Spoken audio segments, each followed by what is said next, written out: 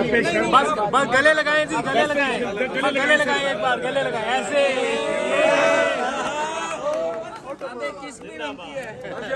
اب اس سوال کا جواب بھی دے دیں. ریلیکس ہو جائے، ریلیکس ہو جائے. بالکل ریلیکس ہے جی، ریلیکس. کوئی شکایت تو نہیں ہے نا؟ نہیں، معاملہ سارٹ آؤٹ ہو گیا تمہارا؟ اس نے کہا جی آپ اسپیکر کے پاس بھیک مانگنے گئے، پھر خواجہ آصف. اب یہ سوالات کی اجازت کون دے سکتا ہے؟ 1 سال سے اس کو کور کر رہے I ہیں. know. جب سے وہ مشہور ہوئے تو یہاں سے ہی ہوئے تھے نا، ہم ڈیجیٹل والے ان کو دیتے تھے کوریج. تو آج وہ بندہ مجھے تھپڑ مار کے چلا گیا. یہ تو غیر ذمہ دارانہ طریقہ ہے نا. یہ میری عادت ہی نہیں ہے. بنے ہی کچھ اس طرح ٹیڑے میڑے ہیں کہ ہر ایک ناراض رہتا ہے. یقین کریں میرے سارے کیے کرائے پہ کل کی پریس کانفرنس نے پانی پھیر دیا. ایسا معلوم ہو رہا تھا جیسے وردی میں اتاتار بیٹھا ہو.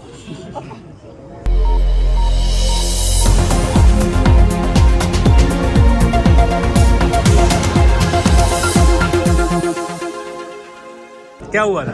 لڑکے نے سر سوال پوچھا مروت صاحب سے. اس کو نا پی ٹی آئی کے ایک رہنما نے کہا، اسلام آباد کے رہنما، میں نام بھی بتا دوں گا. اس نے کہا کہ آپ مروت صاحب سے پوچھنا کہ آپ پی اے سی کی بھیک مانگنے گئے ہو خواجہ آصف کے پاس. ٹھیک ہے، اس نے یہی کہا. اس نے کہا سر آپ کی پارٹی کے ایک رہنما کہہ رہا ہے کہ مروت صاحب سے پوچھیں کہ آپ چیئرمین پبلک اکاؤنٹ کمیٹی کے لیے بھیک مانگنے گئے خواجہ آصف کے پاس. کیا میں نام بتا دیتا ہوں، شعیب شہین نے کہا.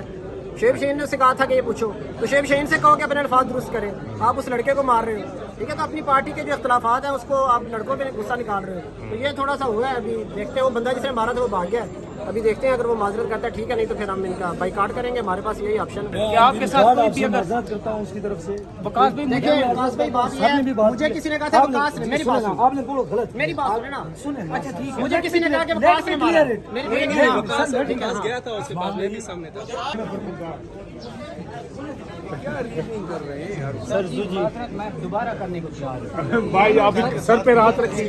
چلے معاملہ ختم کریں، صلح کریں، صلح کریں ایسے. کور کرنے جاتا ہوں. ہمیشہ سب سے اہم بات ہوتی ہے احترام آدمیت.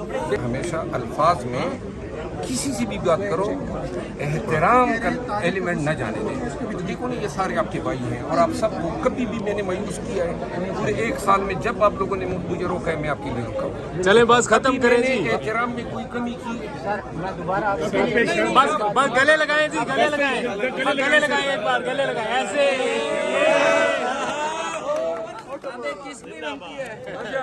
اب اس سوال کا جواب بھی دے دیں.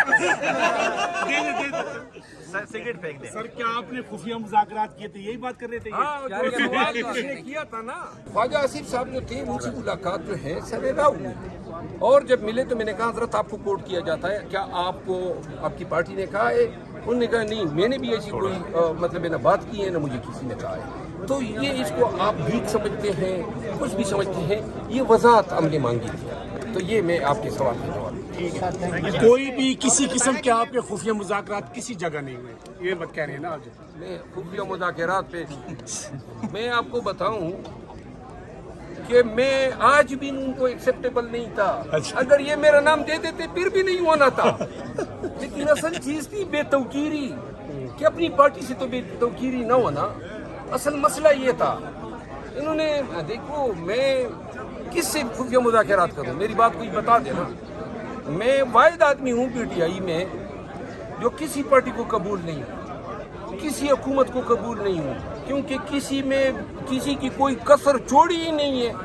واحد آدمی ہوں جو عدالتوں کے ساتھ بھی لڑا ہوں. واحد آدمی ہوں جو اداروں کے ساتھ ابھی تک بھگت رہا ہوں، پولیس کے ساتھ. پرسوں میں گیا قصور. لہذا میں جب اپنے پارٹی والے خوش نہیں ہیں تو پرائے کدھر خوش ہوں گے؟ یہ میری عادت ہی نہیں ہے. بنے ہی کچھ اس طرح ٹیڑے میڑے ہیں کہ ہر ایک ناراض رہتا ہے. مروت صاحب اچھا سوال کیا. کل جو D G I S P R نے پریس کانفرنس کی ہے، سن کے مجھے بڑا افسوس ہوا.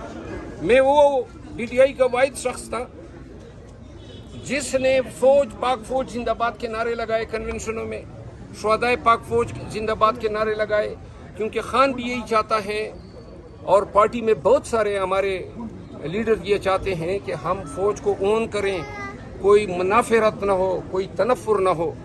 لیکن آپ یقین کریں میرے سارے کیے کرائے پہ کل کی پریس کانفرنس نے پانی پھیر دیا.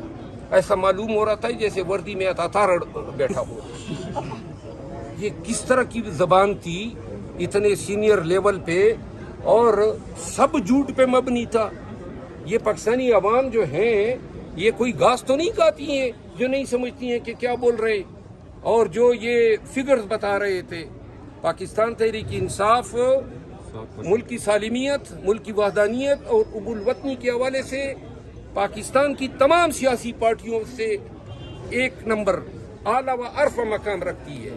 اور کیا ضرورت تھی خام میں ایک ایسے باس کو چھیڑنے کی کہ جس سے پبلک کا ریئیکشن آنا ہی آنا تھا. تو لہٰذا یہ جو کل کی سر کہا گیا 7% ووٹ لیے تحریک انصاف نے 7. دیکھیے، اگر یہ جو کل کی پریس کانفرنس تھی اس میں 4-5 چیزیں آپ لوگ انڈر لائن دیکھ لیں. ایک تو فارم 47 کو جو ہے ڈیٹو کر رہے تھے. کام نہیں ہے فوج کا، یہ ٹریبیونل میں زیر سماعت ہے. ٹریبیونل نے فیصلہ کرنا ہے کہ یہ فارم 47 جو ہے غلط بنے یا درست بنے ہیں. نمبر 1، ججز نے لیٹر لکھا اور ججز کے لیٹر پہ کمنٹ کیا گیا کہ جی یہ الزامات تو درست نہیں تھے لیکن مقدمہ زیر سماعت ہیں. یعنی 6 جج جھوٹ بولیں گے ہائی کورٹ کے.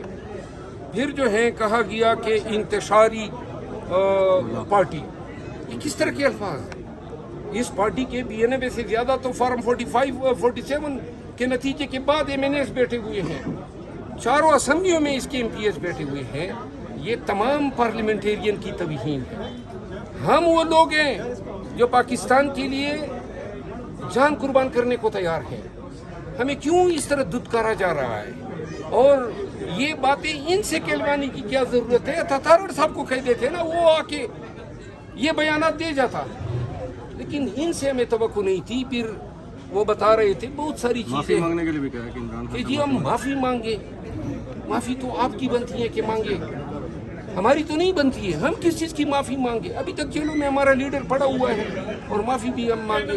بہرحال مجھے بہت ہی دکھ ہوا، بہت ہی افسوس ہوا. فوجی قیادت کو خود سوچنا چاہیے کہ دیکھیے یہ تو ہماری اس کی تھنک ٹینکس ہوتے ہیں. اب اس کل کی پریس کانفرنس کے بعد وہ دیکھ لینا کہ پبلک میں اس کا کیا ری ایکشن آیا ہے. یہ وقت ہے کہ ملک کو ہم آلریڈی اتنی ہمارے درمیان وہ پلوں کے نیچے پانی بہہ گیا ہے. اب تو یہ وقت ہے کہ لوگ یہ سوچیں کہ اس ملک کو آگے کس طرح لے جانا ہے. مزید نفرتوں کو آواز دے کے کیا حاصل ہو سکتا ہے؟ نہ ان کروڑوں عوام کو مائنس کیا جا سکتا ہے. 25 کروڑ سے زیادہ پاپولیشن ہے، کوئی مائنس تو نہیں کر سکتا ہے. تو لہٰذا اس عوام کے مینڈیٹ کو، عوام کے ایک لیڈر کے ساتھ محبت کو یا اس پارٹی کے ساتھ لگاؤ کو تسلیم کیا جانا چاہیے. اس طرح کے بیانات دے کے نہ آپ 8 فروری کے فیصلے کو تبدیل کر سکتے ہیں. عوام نے ببانگ دہل کہہ دیا تھا 8 فروری کو. 9 مئی کے حوالے سے تو میں 20 دفعہ بات کر چکا ہوں، تو لہٰذا اس کو ریپیٹ کرنے. مروت صاحب، پارٹی پوزیشن کے حوالے سے تھوڑا سا بتا دیجیے. آپ نے آج کہا کہ آپ اس کے ساتھ کام نہیں کر سکتے جو موجودہ قیادت ہے شبلی. نہیں، میں بیرسٹر گور صاحب کے ساتھ کام کر سکتا ہوں. اوکے، وہ میرے لیڈر بھی ہیں، چیئرمین بھی ہیں. مطلب پارٹی کے ساتھ کام آپ جاری رکھیں گے نا؟ پارٹی چھوڑنے کا ارادہ تو نہیں؟ پارٹی چھوڑوں گا تو میں نے تو سیاست دیکھو پارٹی کے لیے ایسے سوالات ہیں. یعنی آپ لوگ کو لگتا ہے کہ میرے کسی ایک رمق سے بھی اندازہ لگا سکتے ہیں کہ میں خان کا ساتھ اس وقت چھوڑوں گا جب وہ جیل میں ہے.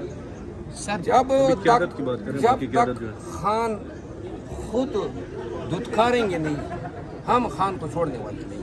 سرکار دفعہ 144 نافذ ہے، اور اگر آپ کو کہا جاتا ہے بیرسٹر گور صاحب کو ابھی آپ نے بات کی، میں ان کے ساتھ کام کرنے کو تیار ہوں، تو رات کو آپ کو فون آ جاتا ہے کہ آپ نے فلاں جگہ جو ہے ریلی کو لیڈ کرنا ہے، دفعہ 144 اسلام آباد میں نافذ ہے، تو پھر سر آپ کا نکلیں گے ریلی کے لیے؟ وہ کب 144 نہیں لگائے اور میں نہیں نکلا ہوں. ہاں جی، آپ کہاں سے ریلی کو لیڈ کریں گے مروت صاحب؟ آپ کہاں سے لیڈ کریں گے؟ دیکھو ہماری تو 9 مئی 2023 کے بعد سے لے کر آج تک تمام ریلیز 144 میں ہیں. میں آپ کو ایک عرض کروں نا، قصور میں انہوں نے مجھ پہ FIR کاٹی کہ 144 کی خلاف ورزی کی. 144 کا یہ مطلب نہیں ہوتا ہے کہ آپ اپوزیشن کے حق کے احتجاج کو قدغن لگا دیں. میں قانون دان ہوں، میں سمجھتا ہوں 144 کی کچھ لمیٹیشنز ہیں، اور 144 سے اگر ڈرنے والے وہ تھے، اتنے پرچے نہ سمیٹ چکے ہوتے، تو یہ تو آؤٹ آف کوشچن ہے کہ بیرسٹر گور کہے کہ فلاں جگہ جائیں اور میں اس میں کوئی لی تو لال کروں. آپ کل ریلی کی قیادت کریں گے کہیں پہ کل؟ اگر مجھے کسی نے کوئی فریضہ دیا ہو، ہاں البتہ یمین خان نے مجھے دعوت دی ہے کل، ہاں آج، تو میں ڈی خان جاؤں گا.